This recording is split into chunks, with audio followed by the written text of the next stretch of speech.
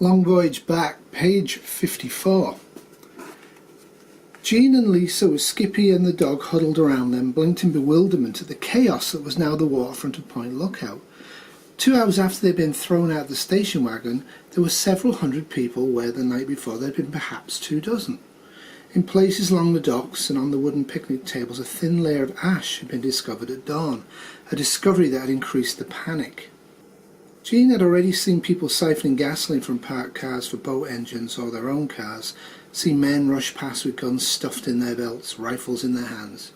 People milled along the dock, pleading with anyone on board a boat to take them along, the women sometimes weeping, the children silent. She had seen 5 or 6 people with burned faces and arms, and 2 people being carried on makeshift stretchers. One of the cars that had driven into the parking lot had most of its red paint blistered. One by one, over the 2 hours since she'd been searching for Vagabond, vessels had motored away from the dock area, a few completely packed and low in the water, others with only 2 or 3 people on board. Some were motor yachts, some sailboats. Most were open boats with inboard and outboard engines, all wanted to get away from Washington and the fallout. Although many boats had already left, the waterfront was still crowded. Several of those had been an anchor, were now coming in to get fuel or pick up passengers. Others were arriving down the Potomac. Jean had recovered from the shock of being thrown out of a car.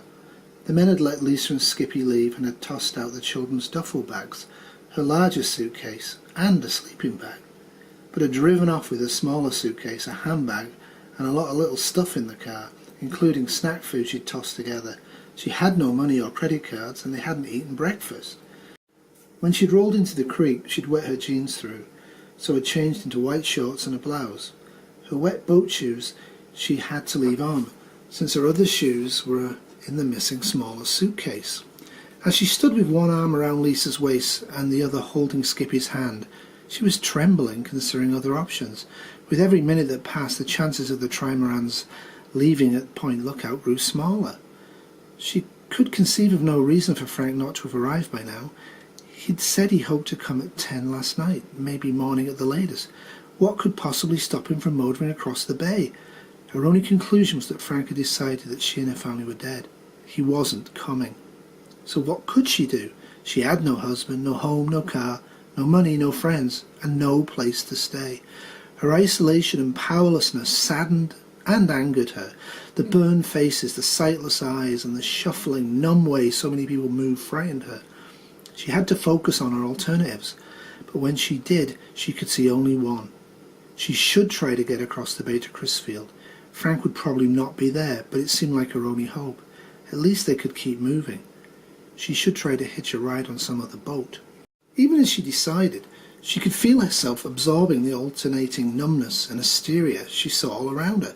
The people on the shore were becoming more numerous and the remaining boats fewer. 2 fistfights had broken out in the gas dock, and just after 10 a man had been shot. The absence of electric power had forced the marina to develop some sort of mechanical siphoning system, and the dockmaster's efforts to ration the amount of fuel he pumped seemed to have provoked the shooting. Within 2 minutes of the gunshot, everyone seemed to have forgotten about it. The wounded man had staggered off alone. There were no policemen. When she went in search of a boat owner who might be willing to take her and her family across the bay, she left Lisa by the marina office to take care of Skippy and their 2 bags and went out onto the docks alone. The stretch of dock next to each remaining boat was thronged with men and women, either dully or passionately begging for a chance to get on board. Clustered around the first boat were 2 families, 2 stony-faced mothers, their children cowering big-eyed around their legs, the husbands angry, holding out money. She didn't see any sense in competing, so she moved on. The second boat was a 25-foot motor yacht with 2 men working on its engine.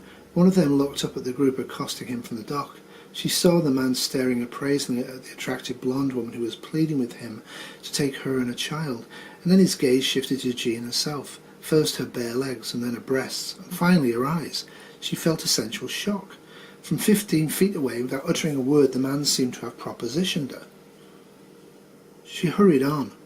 The third boat was filled to overflowing, but as she passed it she had the feeling that these people had boarded an empty boat and that no one really knew what was going on. She was walking back from the end of one of the arms of the T when a slender young man about 30 came up and stopped her. "Are you looking for a boat?" he asked. "Yes," she replied eagerly. "I want to get across the bay to Crisfield. I might be able to help you." "Thank God. I got 2 children too. Where's your boat?" "2 children?" the man said, frowning. "We only got room for 1 more person." "They're only children," Jean pleaded. "They won't take up much. I'm sorry, ma'am. We're just too full." When he brushed nervously past her and hurried away, she stared after him in shock. "You bastard!" she shouted as retreating back. She headed back down the dock towards the marina office. She realised how vulnerable she was, especially with 2 children. No one wanted the additional responsibility. Lisa and Skippy were still where she'd left them, hot and hungry. Lisa had fished a half-eaten banana out of a trash can, and Skippy, after first accusing it of being dirty, had finally eaten it. She grabbed Skippy's hand, and they traipsed like war refugees they were down the 15 feet of road towards the entrance to Kelly's. But seeing that Porter's boatyard seemed much less crowded, she decided to try there first. At the gate, 2 men with shotguns greeted her. "Can we help you, ma'am?" one of them asked.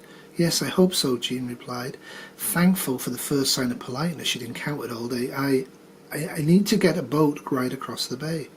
"Do you know anyone in here?" the man asked. "No. Our orders are that no one is permitted to enter the yard unless they're friends or guests of owners of one of the boats here. I'm sorry." "Oh." She hurried back to Kelly's marina, which was slightly less crowded than the town docks, but the situation was the same. Boat owners nervously preparing their boats, refugees looking for rides. She paused in the yard before going out.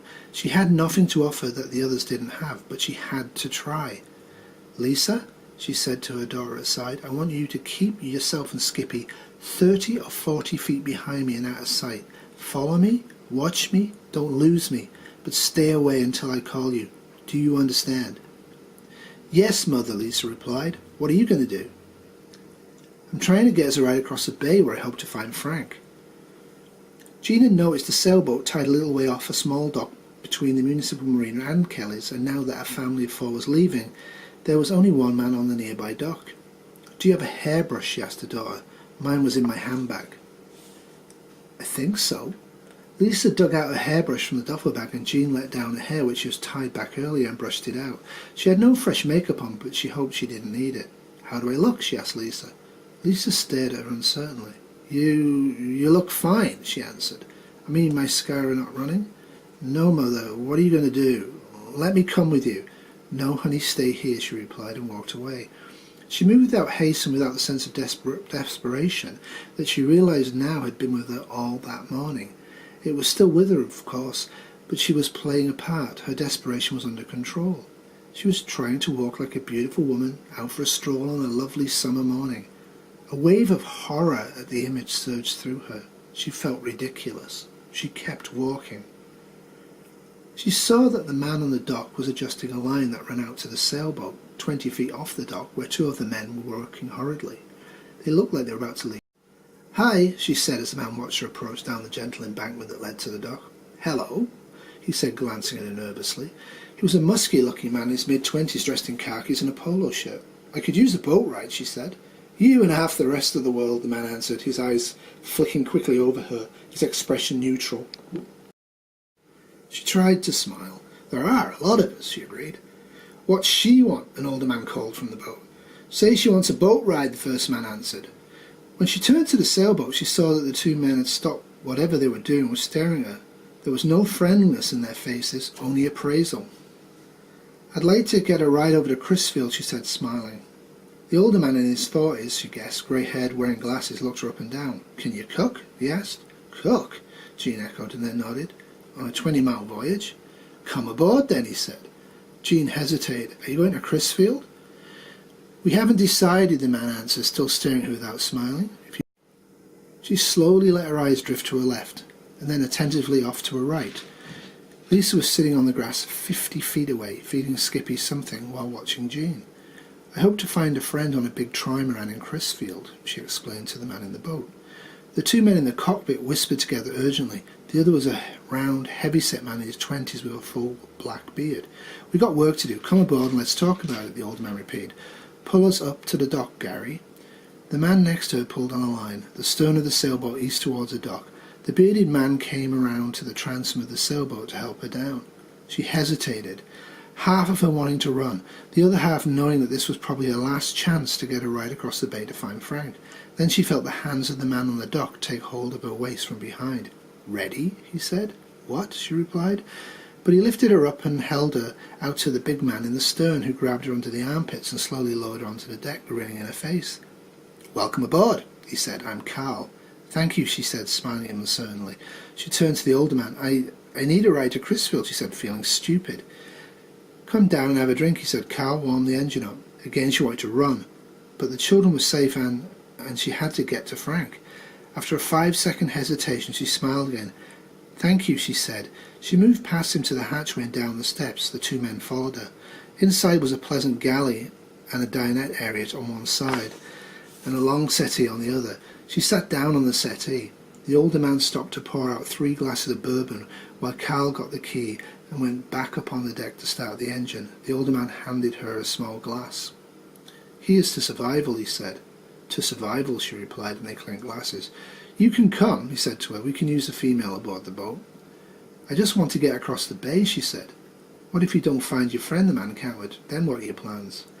"Then I guess I'm open to suggestions," she replied slowly. "My husband's dead and my If you sail with us," the man said, "you'd be expected to cook for us, clean up and perform all the duties a woman usually performs. If I don't find Frank, then that will be fine." "She'll cook for all of us," Carl said to the older man as he returned to the cabin, "and perform all her duties for all of us. Agreed?" The man looked at Carl coldly, but nodded. "You understand?" he asked Jean. "Yes," she said after a pause. "But if my friend is in Crisfield, we'll leave you with your friend." "Oh," she said, really flooding through her. "It sounds fair enough." "Good," the man said. "Let's see how good a cook you're going to be." "I beg your pardon?" The man put his glass down on the dinette table and came up close to her, still not smiling. He reached down with large hands and cupped her breasts, squeezed them, and then ran each thumb and index finger along until he first squeezing and then rolling her nipples through her t-shirt and bra. "You should be an incredible cook," he said, flushed and grinning awkwardly. Jean suppressed the desire to free herself and simply leaned back against the cushion of the settee, her arms folded in front of her. "Yes, I can be," she said steadily as the man let his hands fall away, but kept standing in front of her and grinning. "But there's one other clause in the agreement," she went on. "What's that?" "You also have to bring my 2 children." The old man frowned. "Children? Who said anything about children?" "I just did," Jean answered. "If they don't go, I don't go." "You can't take kids," Carl said sharply. "Survival, my dear young woman," the old man said, stepping back and finishing his drink. "We're low in food as it is. Take it or leave it," Jean answered firmly, now hoping just to get off the boat. 3 of us or none, and a dog." "Your kids will be safer on shore," the man said. "If they come with us, we might end up having to throw them overboard." "Or we might have to eat them," Carl said. "We only want to eat you." Carl laughed, and the older man again smiled awkwardly. "Just take us to Crisfield then," Jean persisted. "No, honey," the man said. "A cook like you—" "Then I'm leaving," said Jean, and she stood up and began walking towards the steps. But Carl grabbed her by the arm. "How about it, Ned?" he said to his friend. "Shall we cast off?" The older man looked at Jean, swallowed, then looked away. "Yes," he said. "Tell Gary to untie the mooring lines. Come aboard and haul in the anchor." "Let me go," Jean said, struggling. "Take it easy, honey. We're not going to hurt you." She hit him in the face with her right hand and pulled away, but he simply grabbed her with both hands in a bear hug and held her close. He grinned down at her. With all her strength, Jean screamed for help.